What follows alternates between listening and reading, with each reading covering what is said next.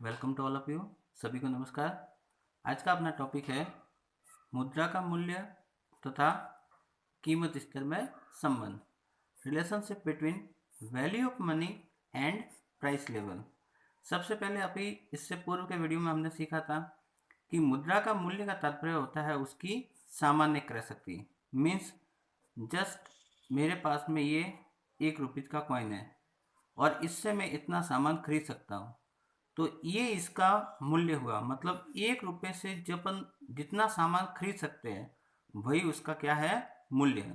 तो मुद्रा का मूल्य क्या हुआ, मुद्रा की एक निश्चित इकाई। जैसे मैंने 1 रुपये का एग्जांपल लिया, अपन 100 रुपये का भी ले सकते हैं, 1000 का भी ले सकते हैं, लाख का भी ले सकते हैं। तो मुद्रा का मूल्य क्या है, मुद्रा की एक निश्चित इकाई के बदले में कितनी वस्तुएं खरीदी जा सके। जैसे मैंने कहा 1 रुपये से मैं इतना सामान खरीद सकता हूँ, तो ये जो जितना सामान खरीद सकता हूँ वही उस मुद्रा का क्या कहलाएगा, मुद्रा का मूल्य।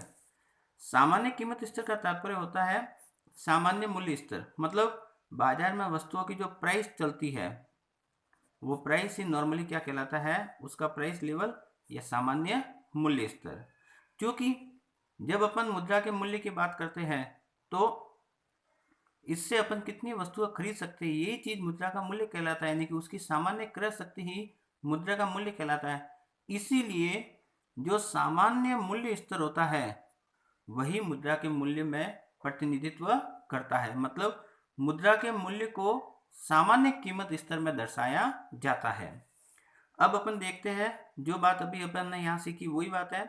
मुद्रा का मूल्य वस्तु और सेवा के सामान्य मूल्य स्तर में व्यक्त किया जाता है। मतलब वैल्यू ऑफ मनी जो है वो अपन जनरल प्राइस लेवल होता है उसके रूप में मतलब एक तरह से डेमोन्स्ट्रेट करते हैं, उसको शो करते हैं। अब इनके बीच का अपन रिलेशन देखते हैं कि मुद्रा का मूल्य और वस्तु और सेवा के मूल्य के मध्य संबंध कैसा होता है। तो इनके बीच का संबंध कैसा होता है, रिवर्स, विपरीत या प्रतिलोमी। इसका क्या तात्पर्य हुआ, इसका तात्पर्य यह हुआ कि यदि वस्तु का मूल्य दुगना होगा तो मुद्रा का मूल्य कैसा हो जाएगा, आधा। इस बात को समझने के लिए अपन इस सूत्र की सहायता लेते हैं। मुद्रा का मूल्य और कीमत स्तर के बीच में ये संबंध है।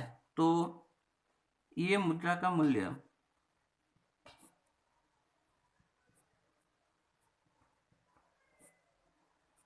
वन अपॉन प्राइस लेवल यानी कि कीमत स्तर।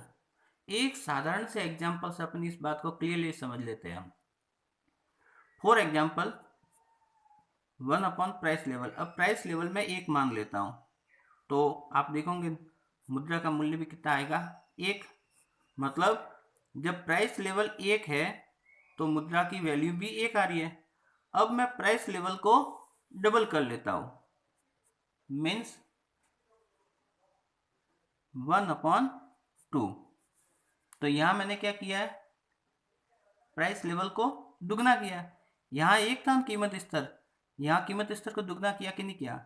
तो ज्यों ही मैं कीमत स्तर को दुगना करता हूं, जो यहां लाइन लिखी है मैं उसको फिर से दोहराता हूं, वस्तु का मूल्य दुगना होने पर मैंने प्राइस लेवल को डबल किया, मुद्रा का मूल्य आधा रह जाता है। तो आप भी जानते हो 1/2 इज इक्वल टू 0.5।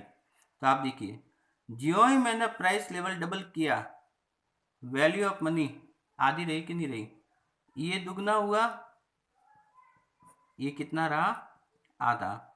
इसका मतलब मैं जनरल एक नियम कह सकता हूं कि मुद्रा का मूल्य और कीमत स्तर के बीच में जो रिलेशन है वो हमको कैसा मिलेगा, विपरीत।